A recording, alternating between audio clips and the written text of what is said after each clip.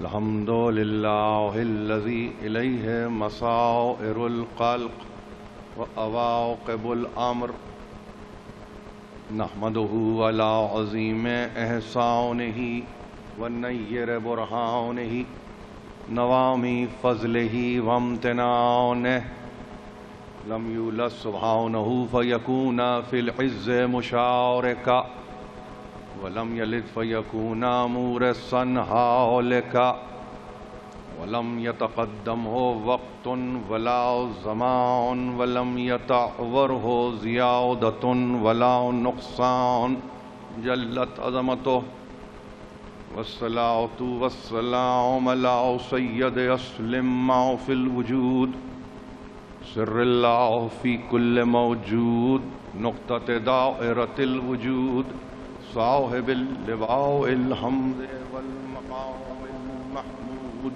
أبي القاسم محمد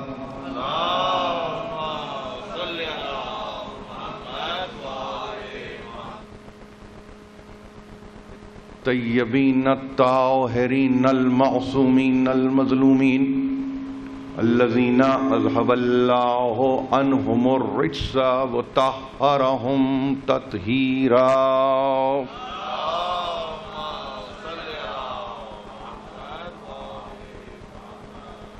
أما بعد فقد قال الله سبحانه وتعالى في محكم كتابه الحكيم ألم تروا أن الله سخر لكم ما في السماوات وما في الأرض وأسبغ عليكم نعمه ظاهرة وباطنة ومن الناس من يجادل في الله بغير علم ولا هدى ولا كتاب منير صلوات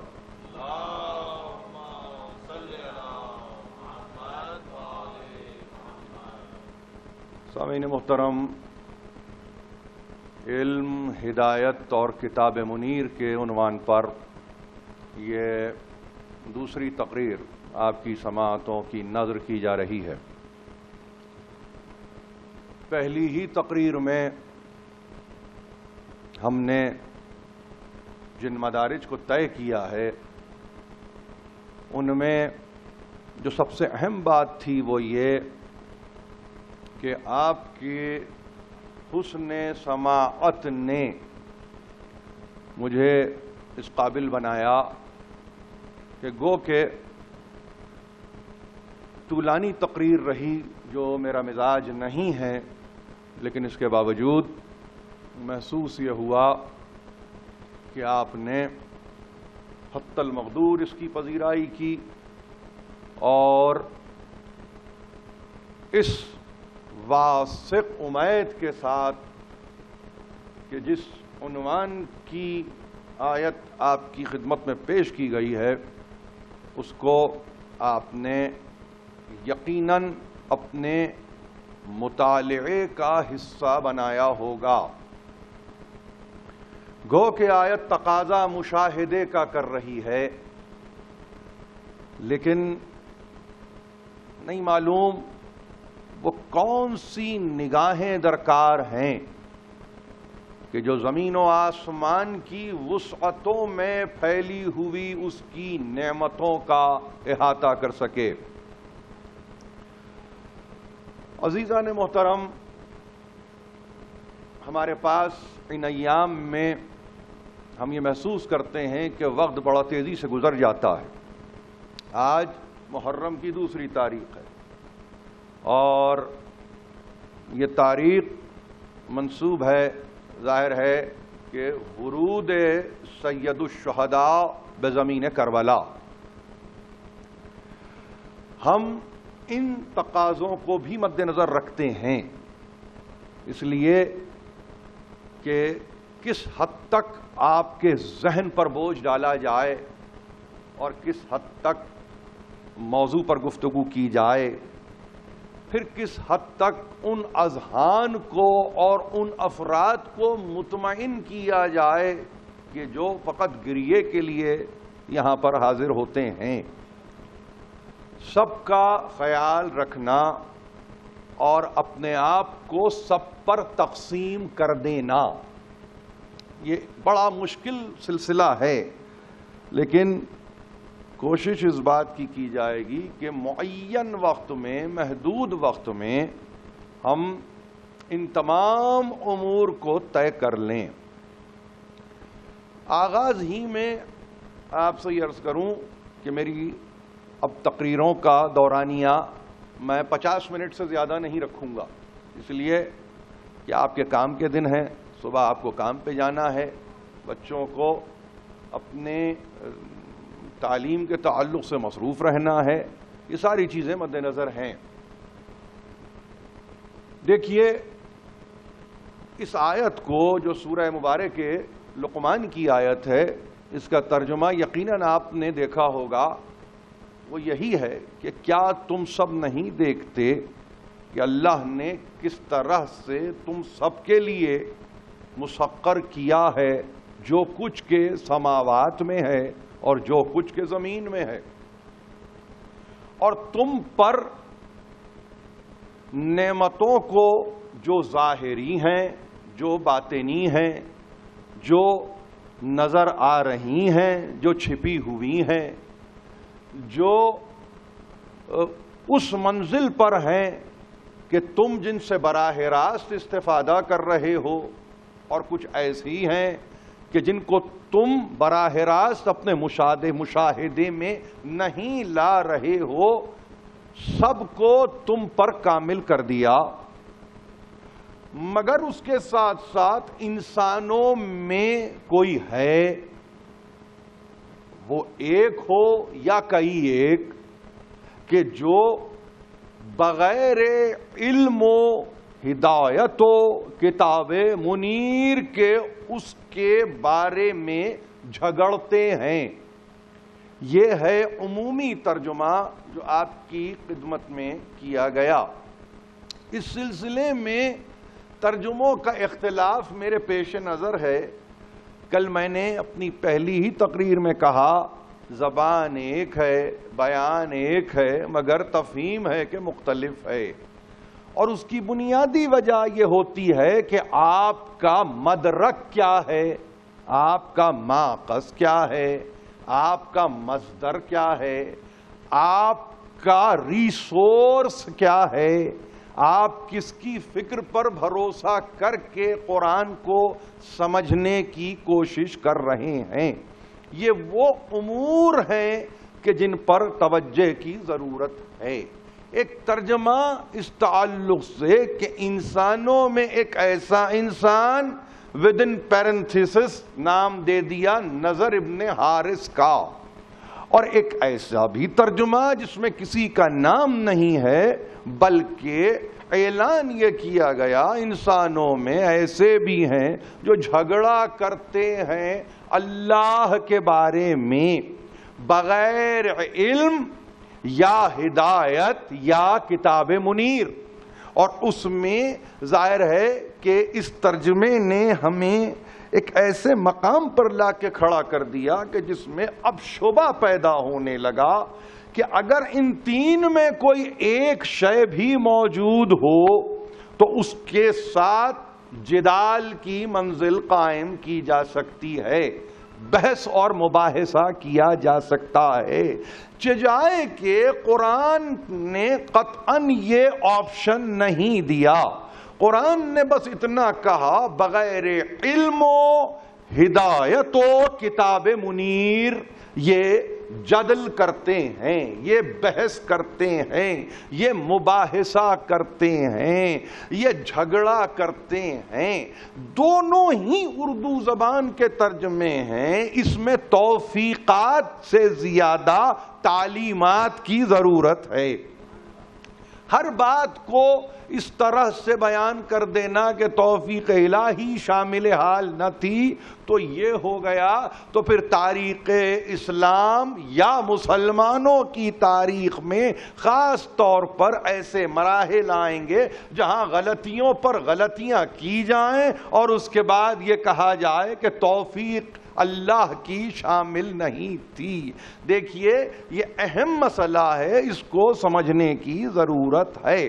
کل میں نے اپنی گفتگو میں جو اولین گفتگو تھی، جو ابتدائی گفتگو تھی، جو مقدماتی گفتگو تھی، اس میں یہی کہنے کی عزت حاصل کی کہ دیکھیے یہ پوری آیت جو آپ کے سامنے میں نے پڑھی ہے، اس میں جو نقطہ سب سے اہم ہے وہ نقطہ یہ ہے کہ اللہ کے معاملے میں جھگڑا کرتے ہیں۔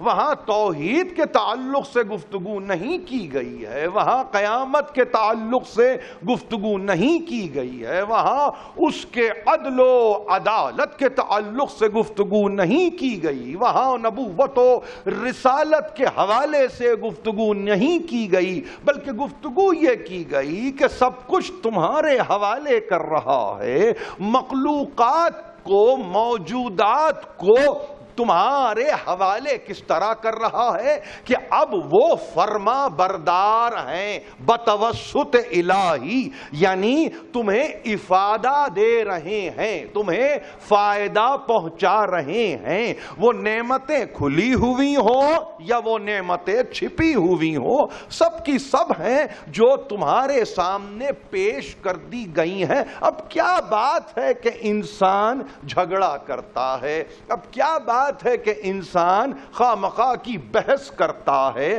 نہ اس کے پاس علم ہے، نہ اس کے پاس ہدایت ہے، نہ اس کے پاس کتاب منیر ہے۔ یہ گفتگو ہماری کل کی تھی، اور اس میں اہم نقطہ جو میں اپنے سننے والوں کی خدمت میں دوبارہ عرض کرنا چاہتا ہوں وہ یہ کہ حوالہ دیا میں نے سرکار رسالت مآب کی ایک دعا کا جو سنۃ الجدیدہ کے عنوان سے آپ کی خدمت میں پیش کر دی گئی۔ ظاہر ہے کہ پہلی محرم تھی اور اس میں ہمارے لیے میں سمجھتا ہوں اس سے بہتر موقع پھر نہیں تھا کہ اس دعا کو حوالے کے طور پر پیش کیا جائے۔ وہ دعا ایک ہی مطالبہ کر رہی تھی، اور وہ یہ کہ پہلے پہچانو تو صحیح کہ پیدا کرنے والا کون ہے، پہلے اس کی معرفت کو تو دیکھو، پہلے اس کو تو سمجھو کہ وہ ہے کون جو تمہارے لیے تمام نعمتوں کو وضع کر رہا ہے اور تمہارے لیے ہر نعمت کو تمام کر رہا ہے، اس میں توسیع بھی کر رہا ہے، اس کو تکمیل بھی دے رہا ہے، اس کو اتمام کی منزل پر بھی لا رہا ہے۔ پہلے اس منزل کو تو جانو، تو وہ ہے کون؟ یا عماد من لا عماد لہو، وہ کون ہے؟ وہ ایسا سہارا ہے کہ جو بے سہاروں کو سہارا عطا کر دے۔ یا عماد من لا عماد لہو، یا غیاث من لا غیاث لہو، وہ کون ہے؟ وہ تمام فریاد رسوں کی داد رسی کرنے والا ہے۔ دنیا فریاد رس، وہ داد رس، یہ ہے اس کی تعریف۔ وہ کون ہے؟ اس کے متعلق سرکار رسالت مآب نے کہا سنو، یا کنز من لا کنز لہو، ایسا خزانہ ہے کہ اگر انسان اپنے آپ کو بے خزینہ سمجھے تو اس کو خزانہ عطا کرنے والا ہے۔ یہ اس کی مرضی، یہ اس کی مشیت، یہ اس کا ارادہ ہے جو جاری و ساری ہے۔ اور یہ گفتگو کرتے ہوئے ظاہر ہے کہ تقریر طولانی ہوئی، مجھے روکنا پڑا، مگر اس کے بعد سلسلے کو میں آج چاہتا ہوں کہ وہیں سے ایک تسلسل دوں۔ حرز ہے وہ ظاہر ہے کس کا؟ جن کا کوئی حرز نہیں ہے، جن کا کوئی نگہبان نہیں ہے، جن کا کوئی آسرا نہیں ہے، جن کا کوئی سہارا نہیں ہے۔ اور اس کے بعد کہا یا حسن البلا یا عظیم الرجا، یہ دو لفظ یاد رکھیں گے آپ، یہ دو اصطلاحات یاد رکھیں گے آپ۔ کون؟ حسن البلا کس کو کہتے ہیں؟ ایسے کو جو بہترین آزمائش کرنے والا ہو، جو بہترین آزمائش کرنے والا ہو۔ حسن البلا و عظیم الرجا، یعنی اس سے بڑھ کر کسی سے توقع کی ہی نہیں جا سکتی، اس سے بڑھ کر کسی سے امید باندھی ہی نہیں جا سکتی۔ وہ کون ہے؟ وہ کون ہے؟ یا منجی الہلکا، جو ہلاکت میں مبتلا ہوتے ہیں ان کو نجات دینے والا ہے۔ یا منقذ الغرقا، جو ڈوب رہے ہیں ان کو تیرانے والا ہے۔ یہ اس کی ذات ہے۔ انسان کو کہاں کس کی ضرورت پڑتی ہے؟ یہ بتایا سرکار رسالت مآب نے۔ نعمتوں کا احوال جاننے سے پہلے منعم حقیقی کو تو سمجھو کہ نعمتوں کا دینے والا کون ہے، نعمتوں کا بانٹنے والا کون ہے۔ اس کا تعارف نہیں تو نعمت سے متعارف کیسے ہوا جا سکتا ہے؟ یہ عجیب بات ہے، یہ عجیب بات ہے۔ اب اگر نعمت ظاہر میں مل جائے غذا کی صورت، تب بھی شکر ادا نہیں کیا جاتا۔ کیوں؟ اس لیے کہ منعم حقیقی ہی سے واقف نہیں ہے۔ باطن میں اگر نعمت بصورت ولایت دے دی جائے تو اس کا شکرانہ ادا نہیں کیا جا سکتا کہ ولی سے واقف نہیں۔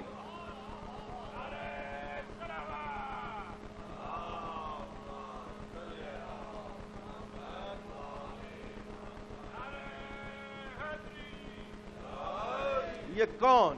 کہا کہ وہ ڈوبتوں کا سہارا، جو ہلاکت میں مبتلا ہوں ان کا نجات دہندہ۔ اور پھر یہ نہیں، یا عز الضعفاء، جو کمزور ہوتے ہیں نا ان کی عزت و توقیر کی محافظت کرنے والا۔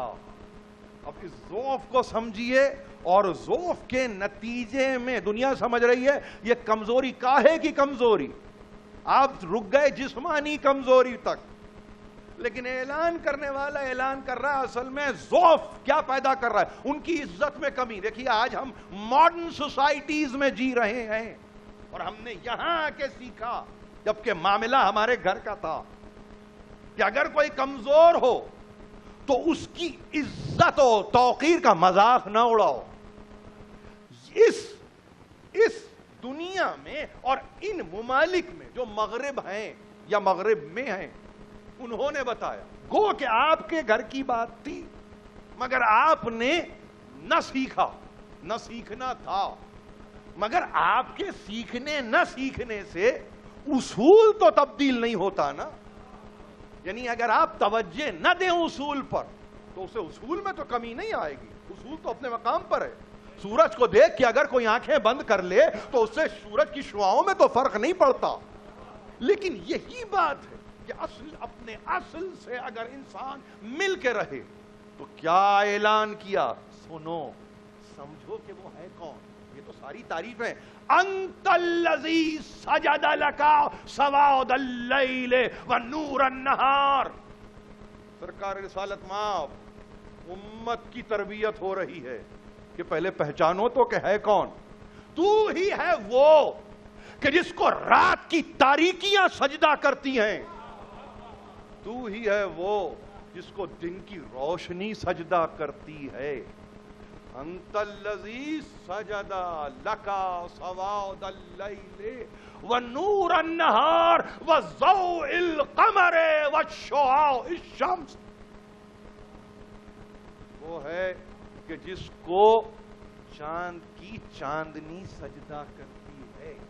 عجیب لطیف پیرائے میں عجیب لطیف اشارے ہیں۔ دیکھیے دن اور رات کی بات کی، سجدہ ریز ہیں۔ رات اور رات میں آنے والے اور ابھرنے والے چاند کے تعلق سے تذکرہ کیا تو کوئی ترجمہ نہیں ہے، یقیناً روشنی ہے مگر مستعار ہے، اس کی اپنی نہیں ہے، مگر وہ جب اپناتا ہے تو وہ اس کی چاندنی بن جاتی ہے۔ مگر وہ چاندنی اگر کہیں سے مل رہی ہے تو اس بات پر وہ رکتا نہیں چاند کہ میری شے تھوڑی ہے، نہیں، جہاں سے بھی لے رہا ہے سجدہ لازم ہے، سجدہ واجب ہے، چیز اس کی ہو چکی ہے، ذمہ داری اب اسی کی ہے، کسی اور کی نہیں ہے۔ ضوء القمر، اب اس کا ترجمہ کرنے والوں نے بڑی لطیف بات کی، وشعاع الشمس، اور سورج کی شعائیں اسے سجدہ کر رہی ہیں۔ رات معلوم ہے مثل ہے برودت کے یعنی ٹھنڈک، دن مثل ہے حرارت کے یعنی گرمی. تو کوئی موسم بھی خارج نہیں ہوا. حرارت و برورت یعنی آپ کسی بھی موسم میں ذرا آرام سے تقسیم ہے، آرام سے تقسیم کر دیجئے حرارت و برودت کو 12 مہینوں میں. تو یہی اصل میں یہی 2 موسم نکل کے آئیں گے. اب اس کے بعد اس کی شرحیں ہیں کہ کہیں بہار ہے کہ کہیں خزاں، یہ اس کی تشریحات ہیں. لیکن جہاں بات آئی تو کہا سنو سجدہ ریز ہیں. کون؟ دن رات کی تاریکی، دن کی روشنی اور چاند کی چاندنی، سورج کی شعاعیں. وَدَّوِيَ الْمَاءُ وَحَفِيفَ الشَّجَرِ. کون اور سجدہ کر رہا ہے؟ یہ جو بہتا ہوا پانی ہے نا، یہ جو پانی ہے اب کبھی لہروں کی صورت میں ہو یا کبھی بہاؤ کی صورت میں ہو، کبھی نشیب میں جا رہا ہو یا کہیں پہنچ رہا ہو، یہ سجدہ کرنے کی صورتیں ہیں. دوی الماء وحفیف الشجر. اور یہ جو درختوں کی سرسراہٹیں ہیں نا، اس کو سرسراہٹ نہ جانو، یہ سجدہ ہے ان کا جو سجدہ ہو رہا ہے. یہ ہے منعم حقیقی کی تعریف بزبان ختم المرسلین. اس سے بڑھ کر کوئی تعریف کرے گا؟ کیا ہے مجال ہماری کہ ہم تعریف کریں؟ نہیں، بتا دیا. سنو، ہوا ہو کہ پانی، فصل ہو کہ موسم، دن ہو کہ رات، سبھی تو سجدہ ریز ہیں، سبھی تو سجدہ کر رہے ہیں. عجیب بات ہے. بات کہاں سے شروع ہوئی؟ حسن البلا وعظیم الرجا. وہ بہترین آزمائش کرنے والا ہے. یہ عجیب بات ہے. میں عرض کروں آپ سے بحیثیت طالب علم اور اپنے تمام طلاب بھائیوں اور بہنوں سے میرا مطالبہ یہی ہے کہ جب کبھی آپ یعنی قول سرکار قطمی مرتبت کو دیکھیں تو اس کو بساد بھر یہ کوشش ضرور کریں کہ ذرا تعلق تو دیکھیں اس کا قرآن سے کیا بنتا ہے. میں عجیب بات کر رہا ہوں اور یہ مشاہدے کی بات ہے جو آپ کی خدمت میں عرض کر رہا ہوں. میں نے کیا کہا؟ حسن البلا. یقین جانیے پورے قرآن میں فقط ایک مرتبہ ہے کہ اس طرح سے یہ اصطلاح استعمال ہوئی ہے. یہ عجیب بات. اور وہ کوئی اور موقع نہیں ہے سوا ایک موقع کے. اب بہت غور سے سنیے. سوا ایک موقع کے جب انفال میں بدر کے قصے کو بیان کیا جا رہا تھا. اب یہ مصلحتوں سے ہم اور آپ واقف نہیں ہیں. دیکھیے میں نے عرض کیا تھا کل بھی اور آج بھی، ہم نہیں جانتے. اس کا تو تصرف ہے. کیوں؟ اس لیے کہ اس کے قلب پہ قرآن آ رہا ہے. میرے تصرف میں قرآن نہیں ہے. مجھے تو فقط اطاعت کرنا ہے، مجھے تو فقط اتباع کرنا ہے، مجھے تو فقط ان کی مرضی پر چلنا ہے. میں اپنی مرضی داخل نہیں کر سکتا. کسی کی مجال نہیں ہے کہ یہ لفظ استعمال کر سکے سوا محمد عربی کے. ایک مرتبہ آواز بلند صلوات بھیجیے.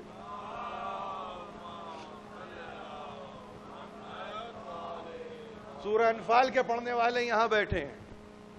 یہاں اعلان ہوا کہ سنو وَلَمْ تَقْتُلُوهُمْ وَلَكِنَّ اللَّهَ قَتَلَهُمْ وَمَا رَمَيْتَ إِذَا رَمَيْتَ وَلَكِنَّ اللَّهَ رَمَى وَلِيُبْلِيَ الْمُؤْمِنِينَ مِنْهُ بَلَاءً حَسَنًا. بہت غور سے سنیے، اس کا ترجمہ آپ کی خدمت پیش کر رہا ہوں. ایک مرتبہ جب بدریون نے دیکھا لشکر کو اور لشکر کی کثرت کو، اور کچھ زیادہ بھی نہیں، 313 یہاں اور 1000 سے کچھ زیادہ وہاں. اور اس کے بعد ایک مرتبہ خوف نے غلبہ کیا، فتح نے نہیں. خوف غالب ہوا تو اب کیا ہوا؟ قدم پیچھے ہٹنے لگے. اور اس حد تک پیچھے ہٹنے لگے کہ میدان ہی میں نہ رہے اور میدان سے چلے گئے. تو وہاں وعدہ الہی ہوا کہ تمہاری مدد کی جائے گی. گھبرانا نہیں. 1000 فرشتوں سے, انتہا 5000 فرشتوں سے ہم تمہاری مدد کریں گے. تو اب اعلان کیا ہوا؟ سنو, یہ ایسا نہیں ہے کہ انہوں نے کیا, نہیں, بلکہ کہا اصول ہمیشہ یاد رکھنا کہ انہوں نے نہیں. فَلَمْ تَقْتُلُوهُمْ وَلَٰكِنَّ اللَّهَ قَتَلَهُمْ, انہوں نے نہیں مارا, اللہ نے قتل کیا ہے. اور سنو اے حبیب, یہ تیر جو تم نے پھینکا ہے یہ تم نے نہیں پھینکا, یہ ہم نے پھینکا ہے. فقط اس لیے تاکہ مومنین کو آزمایا جائے کہ کون ہے جو بہترین آزمائش میں پورا اترنے والا ہے. یا حسن البلا, کون ہے بہترین آزمائش کرنے والا. کتنوں کی آزمائش کی تھی؟ سب کی آزمائش کی تھی. کتنے کامیاب ہوئے تھے؟ کیا مجھے نام لینے کی ضرورت ہے؟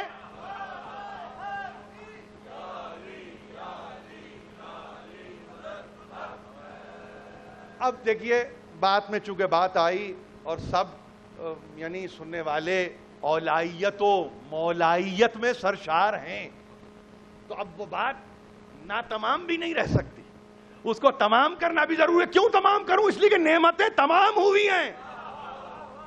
نعمتیں تمام ہوئی ہیں اس لیے تذکرہ کرنا ضروری ہے. اگر کوئی ناتمام ہوتا تو میں بھی تذکرہ نہیں کرتا, لیکن چونکہ تمامیت پر مبنی تذکرہ ہے تو لازم ہے یہ تذکرہ.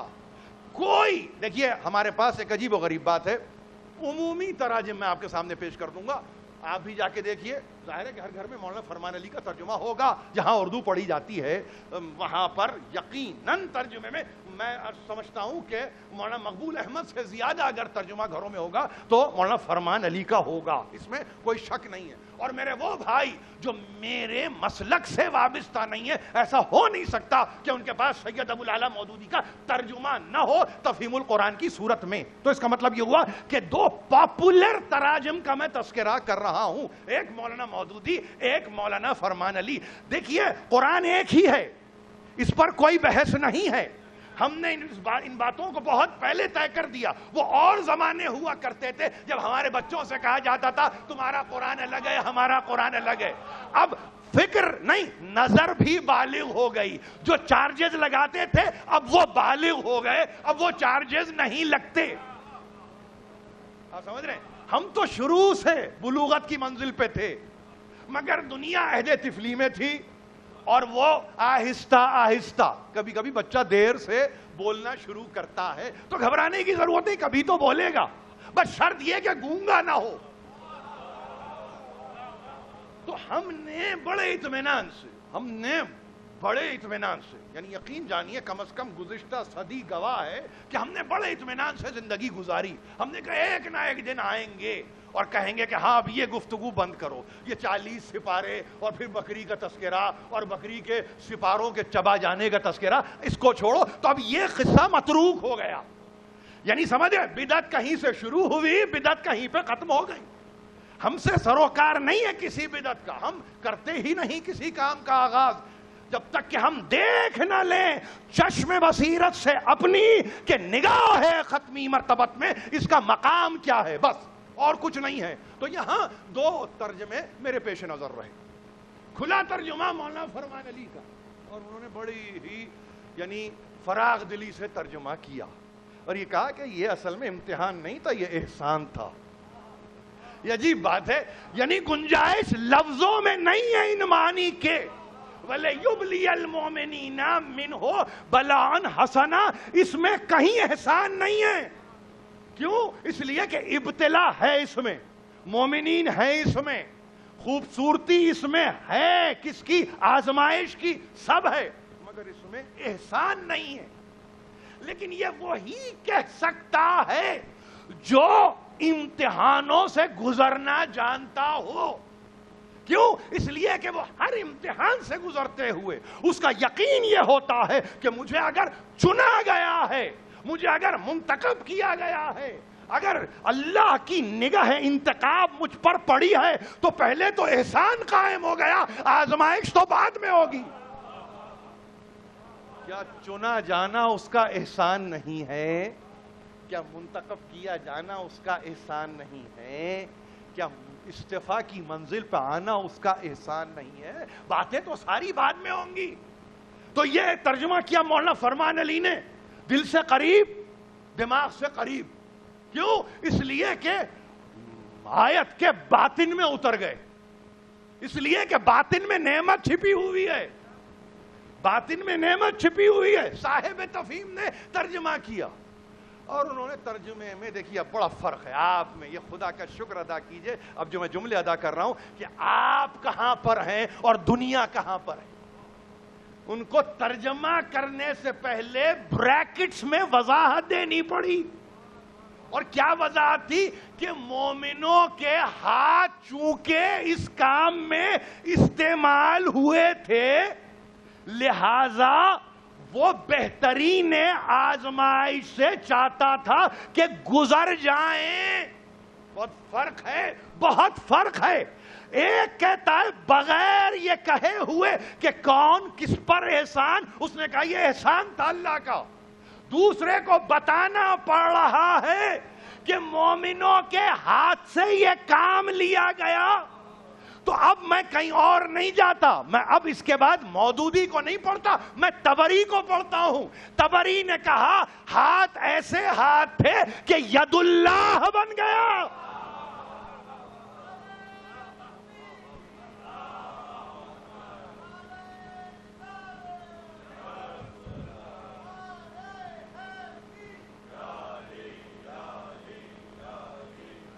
یہ دیکھیے میں عرض کروں آپ سے، یہ اس گھرانے کا فیض ہے کہ آپ کی سطح فکر اتنی بلند ہے کہ آیت کہہ رہی ہے ابتلا آزمائش، ترجمہ کرنے والا یا مفسر کہہ رہا ہے یہ احسان عظیم ہے اس کا، اور آپ پہنچ گئے جہاں آپ کو پہنچنا تھا، وہاں آپ پہنچ گئے۔ آپ اس بات کا بھی تقاضا نہیں کرتے کہ کس پر احسان کیا ہے، کیا ضرورت ہے، کیا ضرورت ہے۔ ہم نے تو کہا ہے کہ قرآن کو اوپن رکھو، قیامت تک کے لیے اس کو اوپن رکھو، یہ تو چیلنج ہے۔ جو چاہے آئے، کوالیفائی تو کرے، پہلے کوالیفائی تو کرے۔ کب قرآن اپنے دروازے بند کرتا ہے؟ کیا احسان فقط رکھتا تھا، احسان کر نہیں سکتا؟ کیا وہ معذور ہے؟ کیا وہ مجبور ہے؟ کیا وہ کسی اعتبار سے کمزور ہے؟ نہیں، لیکن پہلے اپنے میں وہ اوصاف تو پیدا کرو کہ اس کے احسان کے قابل بن جاؤ۔ مولانا مودودی نے بریکٹس میں لکھا چونکہ مومنوں کے ہاتھ اس کام میں استعمال ہوئے تھے، وضاحت نہیں کی مگر۔ اب دیکھیں نا بریکٹ میں اگر یہ فقرہ ہو تو طلب ہوتی ہے، طلب یہ ہوتی ہے کس کے ہاتھ استعمال ہوئے۔ اگر آپ یہ سوال قائم کریں بتائیے کس کے ہاتھ استعمال ہوئے۔ طبری نے کہا 70 مارے، 35 علی نے مارے۔ اب دیکھیں نا 70 مارے، 35 علی کی تلوار، اور ایسا نہیں ہے آنے والا عتبہ ہے، آنے والا شیبہ ہے، آنے والا ولید ہے۔ ولید مقابلے پہ آیا آنن فانن غائب، اور اب جو عتبہ اور شیبہ رہ گئے تو عتبہ کے مقابلے میں کون آیا؟ حمزہ، اور شیبہ کے مقابلے پہ کون آیا؟ عبیدہ۔ تاریخ نے لکھا، تاریخ نے، کہ اگر ایک ایک سے گتھم گتھا ہوا تو آخری ضرب علی کی تھی، اور اگر ایک نے دوسرے کو زمین پہ گرایا ہوا تھا تب بھی آخری ضرب علی کی تھی۔ مقابلے پہ حمزہ کے آیا، مارا علی کے ہاتھ سے گیا، مقابلے میں عبیدہ کے آیا، مارا علی کے ہاتھ سے گیا۔ تو وہی تو ہاتھ ہے نا جن کو دست قدرت کہتے ہیں۔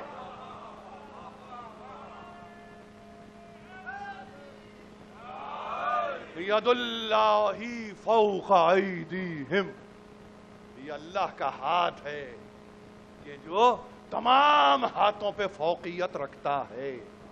اب اصول ہے قرآن کا، اصول ہے قرآن کا، یہ نہ سمجھنا کہ تم نے مارا ہے، یہ اللہ نے قتل کیا، یہ تیر تم نے نہیں چلایا، یہ اللہ نے چلایا۔ اب اگر میں ذرا سا آگے بڑھ جاؤں تو کہیں نصیری ہو گئے، علوی ہو گئے، یہ علی کو خدا بنا دیا. ارے ہمیں کیا ضرورت ہے کہ ہم بنائیں نہ بنائیں جب وہ خود بنا ہوا ہے. اللہ نے اس کو بنایا ہوا ہے. آپ کسی اور سمت میں نہ نکل جائیے, کہیں اور نہ چلے جائیے. وہ خود بنا ہوا ہے سے مراد اللہ نے اسے بنایا ہے. اب اگر وہ ہر اس کام کی نسبت جو اس ہاتھ پر ہو رہا ہو اپنی طرف لے رہا ہو تو یہ تو بدر آغاز ہے. بدر آغاز ہے. اگر بدر میں ابتدا میں افتتاح میں امت کے مزاج کو معین قرآن نے کیا تو پھر کیا وجہ بنتی ہے کہ ہم نہ دیکھیں اور نہ پہچانے کہ احد میں کون تھا, خندق میں کون تھا, خیبر میں کون تھا, جمل و صفین و نہروان میں کون تھا. یہ بہت دیکھنے کی بات ہے, دیکھنے کی ضرورت ہے. ذرا سی دقت نگاہ چاہیے, ذرا سی دقت نگاہ چاہیے. وہاں تلوار پہ تلوار چلی. صحابہ بعد میں بیٹھ کے گفتگو کرتے ہوئے یہ کہتے تھے بعد بدر کہ ہم ابھی چاہتے ہی تھے کہ مر دے, وہ مر چکا ہوتا تھا. ہم چاہتے تھے کہ ہاتھ پیر باندھے, اس کے ہاتھ پیر بندھے ہوئے ہوتے تھے. اب تصرف دیکھ رہے ہیں آپ علی کا, ابھی ذوالفقار نہیں آئی ہے.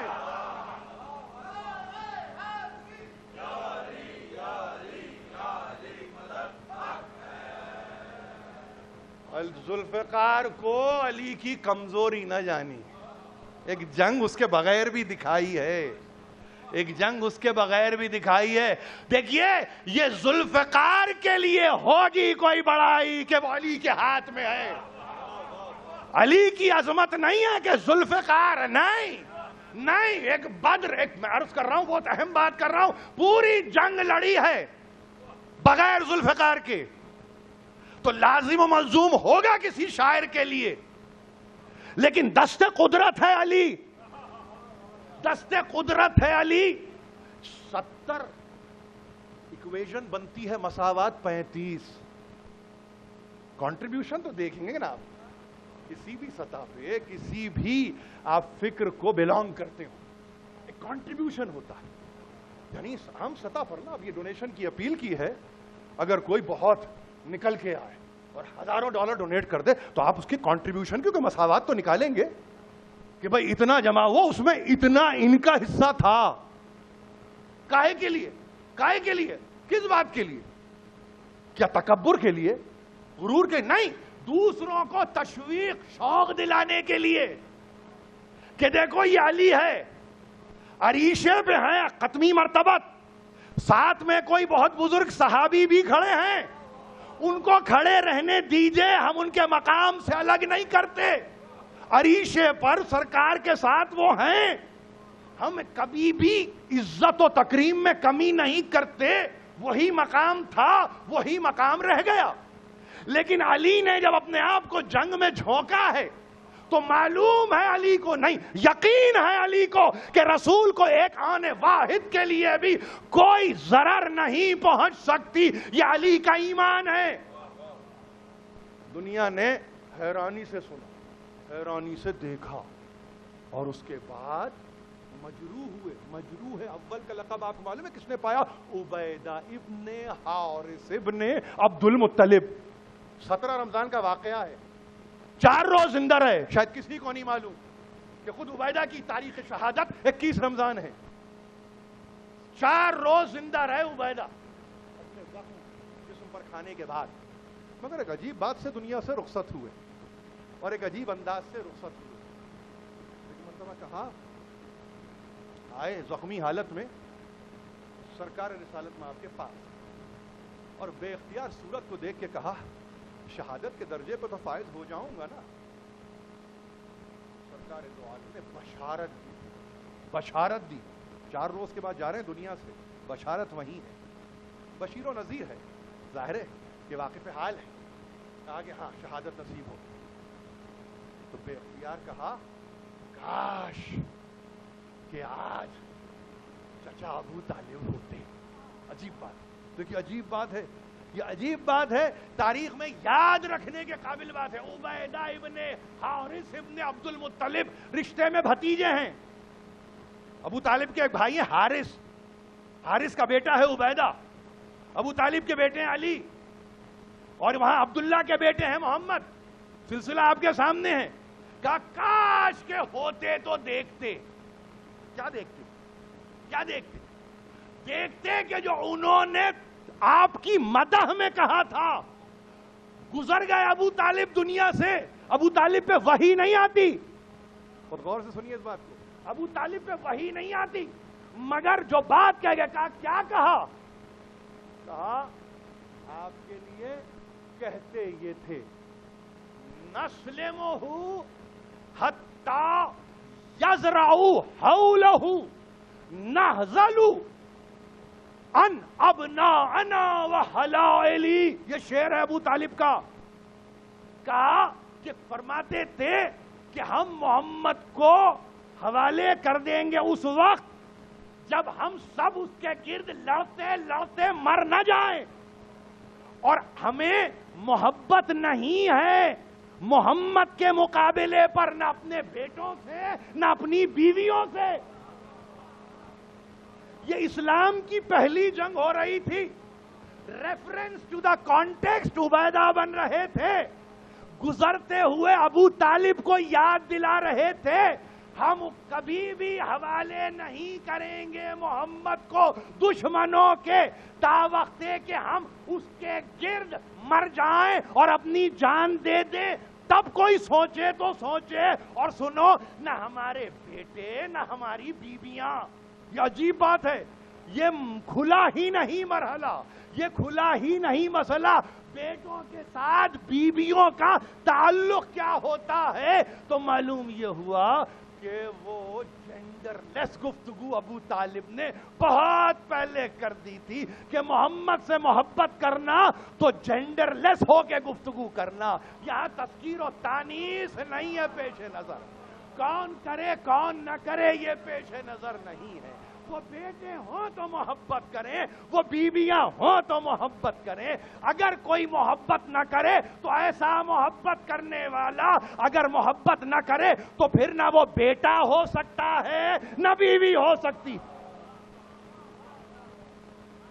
اس شعر کو صرف کیا ہے اور اس کے بعد آنکھوں کو بند کرنے سے پہلے پوچھا ختمی مرتبت سے، رسالت مآب سے، کہ اس شعر کو پڑھنے کے بعد تو محسوس یہ ہوتا ہے کہ اس شعر کے لیے پورا حق مجھے پہنچتا ہے، مجھے کہ یہ پورے معنی کے ساتھ مجھ پر اپلائی ہو جائے۔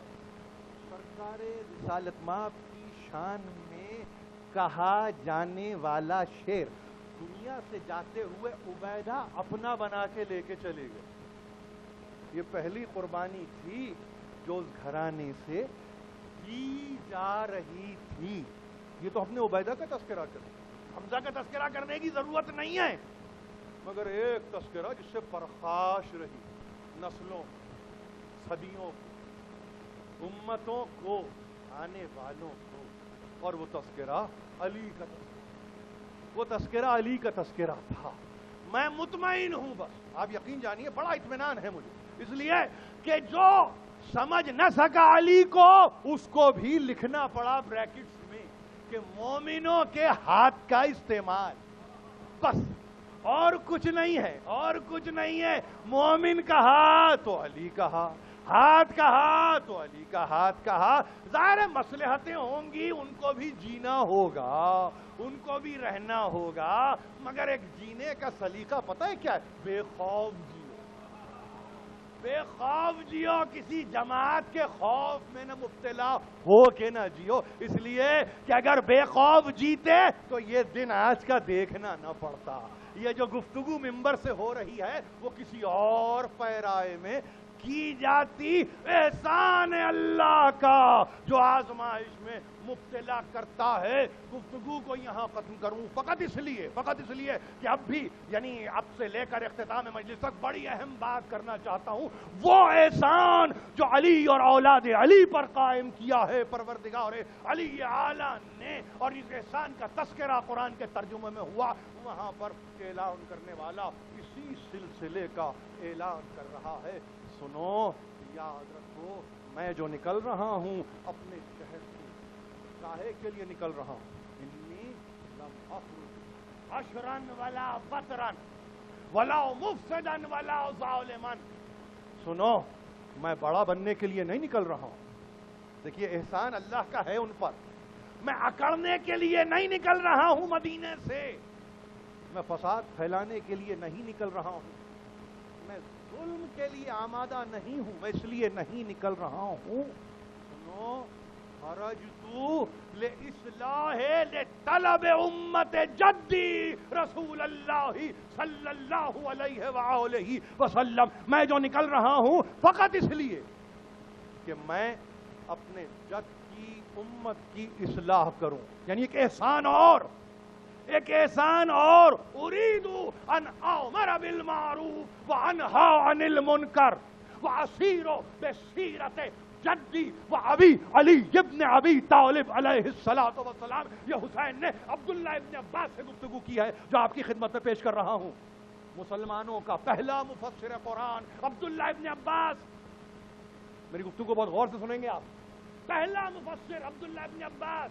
اس کے لیے لکھنے والوں نے لکھا شاگرد رشید امیر المومنین کا. مجال ہے کہ کلام امام کو خطا کرے. چاروں ریزنز دیے، نہ کرنے کے لیے، نہ بڑا بننے کے لیے، نہ فساد کے لیے، نہ ظلم کے لیے. میں جا رہا ہوں میں. اور دیکھیے استحقاق ہے حسین کا. عبداللہ ابن عباس صحابی رسول صحیح، فرق نہیں پڑتا، مگر میں یہ چاہتا ہوں کہ اپنے جد کی امت کی اصلاح کروں. عبداللہ ابن عباس یہ نہیں کہتا یہ اتھارٹی کہاں سے آئی آپ کو. عبداللہ ابن عباس نے یہ کوشچن نہیں کیا یہ اختیار دیا کس نے آپ کو، بلکہ سر جھکائے سنتے رہے.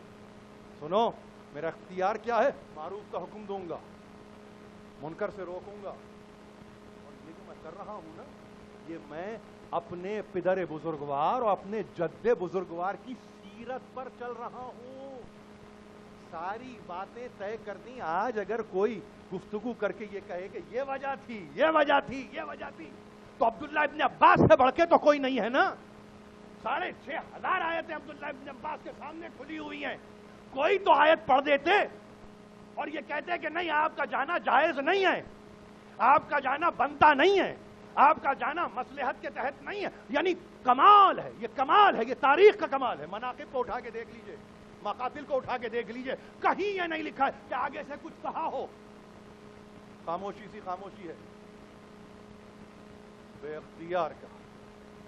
فمن قبلنی بقبول الحق واللہ اولا بالحق وہو احکم الحاکمین. یہاں کلام ختم ہوا حسین ابن علی کا. جو مجھے حق سمجھ کر قبول کرے، جملوں کو یاد رکھیں آپ. حسین کہہ رہے ہیں عبداللہ ابن عباس سے، جو مجھے حق سمجھ کر قبول کرے تو یاد رکھو اللہ کے لیے حق سزاوار ہے. یہ مجھے حق سمجھ کے قبول نہیں کر رہا ہے، یہ اولا ہے حق اللہ کا.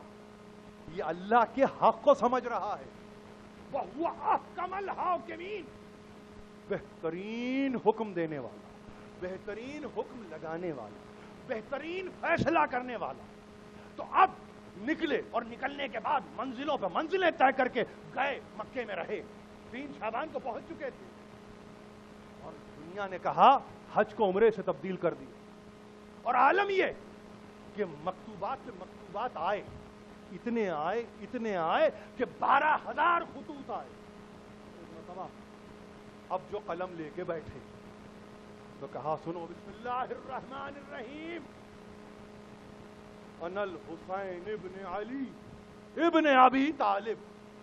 میں ہوں حسین، علی کا بیٹا، جو ابو طالب کے بیٹے ہیں. مجھے معلوم ہے تم کیا چاہتے ہو، مگر سنو ایک بات کو یاد رکھو. فَإِنَّ خَانِيًا وَسَعِيدًا اَقْدَمَ إِلَيَّ بِكِتَابِكُمْ. خانی اور سعید آئے تمہارے مکتوبات کو لے کر میرے پاس.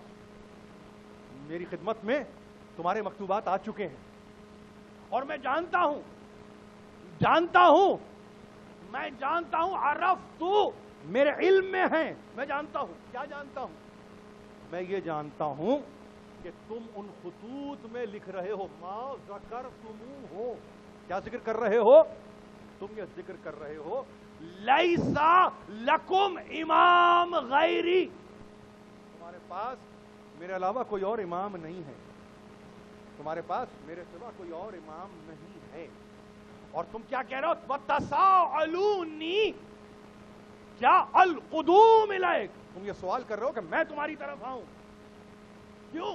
لعل اللہ، تاکہ خدا کیا کرے؟ ان یجمعکم علی الحق والہدی. یہ حسین کا خط ہے جو آپ کی خدمت میں پڑھ رہا ہوں. تم یہ چاہتے ہو نتیجے میں آؤں، کیوں؟ اس لیے تاکہ تمہیں اللہ جمع کرے حق اور ہدایت پر. یہ دیکھیے حسین کی ذات آپ کے سامنے ہے نا، یہ کوفیوں کے خطوط آ رہے ہیں 12,000 خطوط کے بعد، آخری خط ہے یہ جو لکھا ہے حسین ابن علی نے. تم یہ چاہ رہے ہو، تو سنو سولوشن دیا اسی وقت. تم یہ چاہ رہے ہو کہ میں آؤں، تم یہ چاہ رہے ہو کہ میں تمہاری طرف آؤں، تم یہ چاہ رہے ہو کہ تمہارا امام نہیں ہے میں امام بن کے آؤں، تم یہ چاہ رہے ہو کہ میرے آنے سے حق اور ہدایت کی تمیز ہو جائے اور اس پر تم قائم ہو جاؤ. انی باعث الیکم اخی وابن عمی، میں تم میں بھیج رہا ہوں اپنا بھائی، اپنا ابن عم، ثقتی المفضل عندی من اہل بیتی مسلم ابن عقیل. میں بھیج رہا ہوں تم میں اپنے بھائی، اپنے ابن عم. اب ایک لفظ ہے ثقہ، ثقتی، ایسے شخص کو جس کا ہاتھ عدالت کا معیار ہے، میں اس کو بھیج رہا ہوں. اور کون ہے وہ؟ اتنا بلند ہے میری نگاہوں میں، اندی من اہل بیتی، میرے اہل بیت میں سب سے بلند ترین مقام پر فائز مسلم ابن عقیل میں بھیج رہا ہوں. مانگا انہوں نے تھا امام، جا رہا ہے مسلم. کوئی کہہ نہیں سکتا کہ انہوں نے امام مانگا تو کیا نائب بنا کے بھیج رہے ہیں، مجال نہیں ہے. اب مسلم جائے یا حسین جائے بات برابر ہے، بات برابر ہے، چیلنج نہیں کر سکتے آپ. اور پھر اس کے بعد یہ کہا ہے قد امرتہ، میں نے اس کو حکم دیا ہے ان یکتب، لکھے. کیا لکھے؟ حسن آرائکم وانتم علیہ واقدم الیک انشاءاللہ. یہاں خط ختم ہو گیا. سنو، میں نے اس کو حکم دیا ہے کہ وہ جاتے ہی لکھے. کیا لکھے؟ کہ تمہارے خیالات کیا ہیں، تمہارے محسوسات کیا ہیں، تم میرے متعلق سوچ کیا رہے ہو. جب وہ لکھ دے گا تو انشاءاللہ میں آؤں گا. پورے کربلا کا پریمبل ہے، پورے کربلا کی تلخیص ہے یہ خط.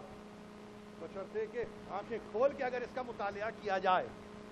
دنیا نے کہا راستہ بدل دیا، دنیا نے کہا کوفہ نہیں گئے کربلا چلے گئے. آپ تاریخ سے واقف ہیں، آپ جغرافیہ سے واقف ہیں، آپ کسی چیز سے واقف نہیں ہیں، مگر کہنے کو کہتے ہیں کہ ایسا اور ویسا. ایک مرتبہ اس اتھارٹی کو لیا ہے. میرے لفظ کو بہت غور سے سنیے، تقریر ختم ہو رہی ہے، 5-7 منٹ لوں گا اور اس کلام کو ختم کر دوں گا. میں بھیج رہا ہوں باعث علیکم، یعنی حسین کو اختیار ہے کہ وہ مبعوث کرے. یہ لفظ بعثت قرآن کا لفظ ہے، انبیاء کو مبعوث کرتا ہے بھیجنے والا. حسین کو مبعوث، حسین نے مبعوث کیا ہے مسلم کو. جس کو مبعوث کرتے ہیں اس کا کام کیا معلوم ہے آپ کو؟ آیات الہی کی تلاوت کرنا. جس کو مبعوث کرتے ہیں آپ کو معلوم ہے کیا کام ہے اس کا؟ تزکیہ نفس کرنا. جس کو مبعوث کرتے ہیں معلوم ہے کیا کام ہے اس کا؟ حکمت کی تعلیم دینا. جبکہ وہ صریح گمراہی میں مبتلا تھے. یہ سورہ جمعہ کے پڑھنے والے یہاں بیٹھے ہیں، جا کے ترجمے کو دیکھیں اٹھا کے کہ جب بھیجتا ہے بھیجنے والا تو ایسے بھیجتا ہے کہ اختیار کے ساتھ. مسلم اس اختیار کا حامل ہے. اگر مسلم کو سمجھ لیں آج تو خدا کی قسم حسین ابن علی سمجھ میں آ جائیں گے. مگر جن کو مسلم بھی سمجھ میں نہیں آئے ان کو حسین کہاں سمجھ میں آئیں گے. اس لیے میں نے انتظامیہ میں کل جب مجھ سے کسی نے پوچھا کہ آپ مصائب میں آپ کا ربط کیا ہو تو میں نے سلسلہ وار تاریخ وار بتانے کے بعد میں نے کہا کل میں مسلم کا تذکرہ کروں گا. اور مسلم کون؟ طولانی نہیں ہے. یقیناً کوفے میں گئے، یقیناً بیعت ہوئی، مگر مسلم ہی نے دیکھا کہ زمانہ منقلب ہو گیا. پیسہ اور پیسہ اتنا چلا, اس وقت سے لے کے آج تک یہ پیسہ چل رہا ہے, مگر نہ بدلنے والے نہ اس دور میں بدلے, نہ بدلنے والے نہ اس دور میں بدلتے ہیں. پیسہ چلنے کی چیز ہے, مسلم رہنے کی چیز ہے. ایک مرتبہ خانہ طوعہ میں گئے, بڑی پذیرائی کی. وہ طوعہ یعنی جس کے متعلق یہ کہا کہ مومنہ ہے, آپ کو معلوم ہے اس نے استقبال کیا کیا ہے مسلم نے عقیل کا؟ اپنے گھر کے جب دروازے کھولے ہیں فقط تعارف کرایا کہ میں مسلم ہوں, عقیل کا بیٹا ہوں. دروازے کھول کے کہنے لگی مولا میرے گھر میں آ گئے. مسلم مولا, مسلم آقا. عقیدے میں کوئی تبدیلی نہیں ہے, یہ تو عقیدے کو مضبوط کرنے کی گفتگو ہو رہی ہے کہ پہلے غلاموں کو تو سمجھو, آقا کو سمجھنے کے لیے, آقا کو سمجھنے کے لیے پہلے غلاموں کو تو سمجھو. ہاتھ جوڑ کے کہا مولا میرے گھر میں آ گئے, اور دیکھا کہ مسلم ہے کہ پوری رات عبادت میں گزار رہے ہیں, پوری رات عبادت میں گزار رہے ہیں. اب جو پوچھا صبح کے وقت فجر سے قریب پوچھا کیا بات ہے آقا, پوری رات آنکھوں میں کاٹ دی. کہا کیا کرتا, آنکھیں بند کرتا ہوں تو علی ابن ابی طالب آ کے کھڑے ہو جاتے ہیں اور کہتے ہیں مسلم آ جاؤ, مسلم آ جاؤ, مسلم آ جاؤ. صبح ہوئی, ایک مرتبہ دیکھا تو دیکھا کہ گو کے ہنانے کی آواز آ رہی ہے. خبر کرنے والے نے خبر کر دی. ایک مرتبہ طوعہ کے گھر سے نکلنے لگے تو طوعہ نے کہا گھر سے باہر چلے جائیے گا مولا. کہا نہیں دیکھ سکتا تیرا گھر برباد ہو جائے, نہیں دیکھ سکتا کوئی کچھ تجھے اسیر کر دے, نہیں دیکھ سکتا کہ کوئی ملامت کرنے والا تجھے ملامت کرے. دروازوں کو کھول کے مسلم چلے گئے. ایک مسلم ہے, ہزاروں پیادہ اور ہزاروں سوار ہیں.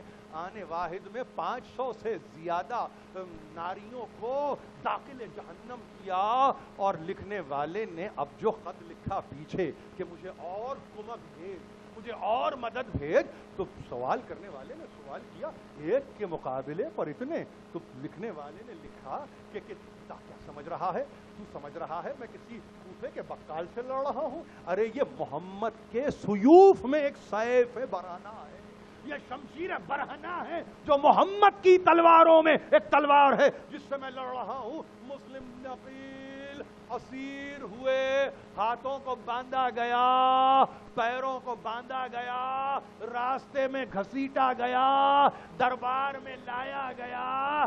دربار میں اب جو آئے تو بے اختیار کسی نے برابر سے کہا امیر کو سلام کرو, تو سر کو اٹھا کے کہا مالی امیر سوى الحسین, میرا کوئی حسین کے سوا امیر نہیں ہے, میں کسی کو سلام نہیں کروں گا. ہاں البتہ وصیت کرتا ہوں, کوئی ہے جو میری وصیت کا لینے والا ہو. عمر سعد اپنے مقام سے کھڑا ہوا, کہا پہلی وصیت تو یہ کہ اس شہر میں آیا, آنے کے بعد مقروض ہو گیا, 700 درہم کا مقروض ہوں, کوئی میرے قرض کو ادا کر دے. دوسری بات یہ کہ دیکھو اس شہر میں کبھی میرے چھوٹے چھوٹے 2 بچے آئیں تو ان کو کبھی نہ بتانا کہ ان کا باپ مارا گیا. اور دیکھو اگر 2 وصیتوں پہ یہ عمل نہ ہو سکے تو آخری وصیت مسلم کی یہ ہے کہ کوئی میرے آقا سے جا کے کہہ دے مولا نہ آئیے, آقا کوفے میں تشریف نہ لائیے. قصر دارالامارہ پہ گھسیٹتے ہوئے لے کے چلے, جامِ آب دیا, ہونٹ کٹ چکے تھے, نزدیک کیا لبہائے اقدس سے, پانی میں خون شامل ہوا, انا للہ و انا الیہ راجعون پڑھ کے ایک مرتبہ جامِ آب کو پھینک دیا. مسلم آپ کربلا کی افتتاح کر رہے ہیں, آغاز کربلا آپ سے ہو رہا ہے, کیسے آپ پانی پیتے, کیسے آپ آب شیری کو نوش فرماتے؟ آپ کا آقا پیاسا, آپ بھی پیاسے. ایک مرتبہ قصر دارالامارہ پہ پہنچے, 2 رکعت نماز پڑھنے کی اجازت مانگی, نماز پڑھی, سر سجدے میں گیا, ہاں یہاں سر اٹھا, کھڑے ہوئے, آواز دی, یہ پہلی آواز تھی, السلام علیکہ یا ابا عبداللہ, میرا سلام لو مولا, میرا سلام لو مولا. مقاتل میں لکھا ہے حسین منزل شقوق پر بیٹھے ہوئے تھے, مکے سے کچھ باہر آ چکے تھے. ایک مرتبہ کہا وعلیکم السلام. یا مسلم زینب ایک مرتبہ خیمے سے باہر آ گئی، کس کو سلام کیا؟ زینب کو نزدیک بلایا، ساری زمینوں کو پست کیا، کوفے کی زمین کو بلند کیا، اعجاز حسین تھا۔ زینب نے دیکھا مسلم حسین سر کو جھکائے ہوئے کھڑا ہے، آنن فانن تلوار چلی، مسلم کا سر تن سے جدا ہوا، لاشے کو بام سے نیچے پھینکا گیا، ادھر مسلم کا لاشا گرا، ادھر زینب سے کہا یتیمہ مسلم کو تو لاؤ، مسلم کی یتیم بچی کو تو لاؤ۔ 11 برس کی بمشکل تمام بچی گود میں بٹھا کے ایک مرتبہ کا زینب ذرا گوشوارے تو لاؤ، یہ خالی کان اچھے نہیں لگتے، گوشوارے تو لاؤ، کانوں میں گوشوارے پہنائے اور یہ کہا نہ گھبرانا، حسین زندہ ہے، حسین زندہ ہے، اکیلے محسوس نہ کرنا، حسین زندہ ہے۔ بوسے لیتے تھے، بہت قریب سکینہ کھڑی تھی، دیکھ رہی تھی، عزیزو کچھ دن نہ گزرے تھے، یہ یتیمہ مسلم ہے، وہ یتیمہ حسین ہے، کانوں سے گوشوارے بھی چھینے گئے، دامن بھی جلایا گیا، بوسا دینا تو دور، تماچوں کے نشان